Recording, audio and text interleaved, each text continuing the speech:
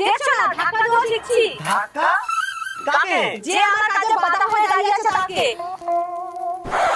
কি গো, তোমার মাকে লাইফ ইন্সুরেন্সটা করিয়ে দাও না। দূর, এই বয়সে কেউ ইন্স্যুরেন্স করে নাকি? আরে এই বয়সে তো ইন্সুরেন্স করতে হয়, তাহলে তাড়াতাড়ি টাকা পাওয়ার সুযোগ থাকে। ঠিক আছে, তাহলে কালকে এজেন্টকে দেখে করিয়ে দেবো।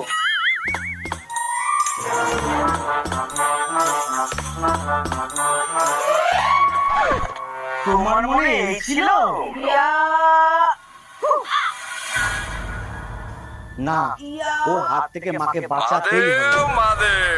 মা, মা, মা, কি আছে এত চিল্লাচ্ছিস কেন? তোমার বৌমা তোমাকে ধাক্কা দিয়ে মারার পরিকল্পনা করছে, তার জন্য প্র্যাকটিসও করছে। তুমি তাড়াতাড়ি এখানে লুকিয়ে পড়ো।